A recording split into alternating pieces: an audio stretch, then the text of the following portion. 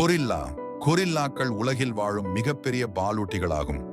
ஆண் கொரில்லாக்கள், குறிப்பாக சில்வர் பேக்குகள், பெண் கொரில்லாக்களை விட மிக மிக பெரியதாக இருக்கும். கொரில்லாக்களின் உணவு பழக்கம் பெரும்பாலும் தாவரங்களை அடிப்படையாக கொண்டது. அவை பிரதானமாக இலைகள், தாவரத் தண்டுகள், பழங்கள் மற்றும் மூங்கில் ஆகியவற்றை உணவாக கொள்கின்றன.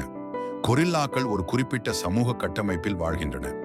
அவை பொதுவாக ஒரு ஆதிக்கம் செலுத்தும் ஆண், சில்வர் பேக் என்று அழைக்கப்படுபவர் தலைமையிலான குடும்ப குழுக்களாக வாழ்கின்றன. சில்வர் பேக்குகள், முதிர்ந்த ஆண் கொரில்லாக்கள், பெரும்பாலும் தங்கள் வலிமையையும் ஆதிக்கத்தையும் வெளிப்படுத்த தங்கள் மார்பை தட்டுகின்றன. இது மற்ற கொரில்லாக்களுக்கும் சில சமயங்களில் வேட்டையாடுபவர்களுக்கும் ஒரு எச்சரிக்கை சமிக்ஞையாகும். கொரில்லாக்கள் தங்கள் கைகளின் முழங்கால்களின் மேல் தங்கள் எடையை சுமந்து 4 கால்களிலும் நடக்கின்றன. இந்த நடக்கும் முறை அவர்களுக்கு அடர்ந்த காடுகளில் திறமையாக நகர்ந்து செல்ல உதவுகிறது. கொரில்லாக்கள் மிகவும் புத்திசாலித்தனமான விலங்குகள். அவை சிக்கல்களை தீர்க்கும் திறன் கொண்டவை மற்றும் சில கொரில்லாக்கள் சைகை மொழியை கூட கற்றுக்கொண்டு மனிதர்களுடன் தொடர்பு கொள்ள முடிந்தது. கொரில்லாக்களின் அனைத்து இனங்களும் ஆபத்தில் அல்லது கடுமையான ஆபத்தில் உள்ள இனங்களாக வகைப்படுத்தப்பட்டுள்ளன. கொரில்லாக்கள் ஆப்பிரிக்காவின் துணை சஹாரா பகுதியில் உள்ள வெப்பமண்டல மற்றும் துணை வெப்பமண்டல காடுகளில் வாழ்கின்றன. இந்த அடர்ந்த காடுகள் அவர்களுக்கு உணவு மற்றும் பாதுகாப்பை வழங்குகின்றன.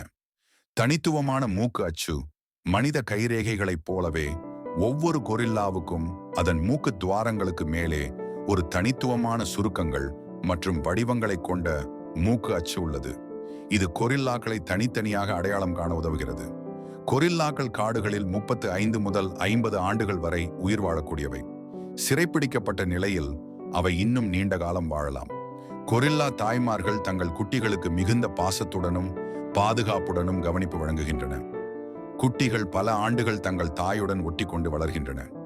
கொரில்லாக்கள் ஒவ்வொரு இரவும் தூங்குவதற்காக தாவரங்களில் இருந்து கூடுகளை உருவாக்குகின்றன. இந்த கூடுகள் தரையிலோ அல்லது மரங்களிலோ கட்டப்படலாம். இது அவர்களுக்கு பாதுகாப்பான தூக்க இடத்தை வழங்குகிறது. கொரில்லாக்கள் பல்வேறு வகையான குரல் ஒலிகளை பயன்படுத்தி தொடர்பு கொள்கின்றன. இவை மென்மையான முனகல்கள் முதல் உரத்த கர்ஜனைகள் வரை மாறுபடும். ஒவ்வொன்றும் ஒரு குறிப்பிட்ட செய்தியை கொண்டுள்ளன.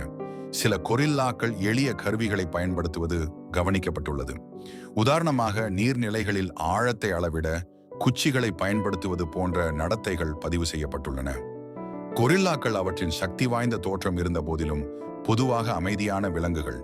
அவை அச்சுறுத்தலுக்கு உள்ளாக்கப்படும் போது அல்லது தங்கள் குழுவை பாதுகாக்க வேண்டியிருக்கும் போது மட்டுமே ஆக்ரோஷமா செயல்படுகின்றன.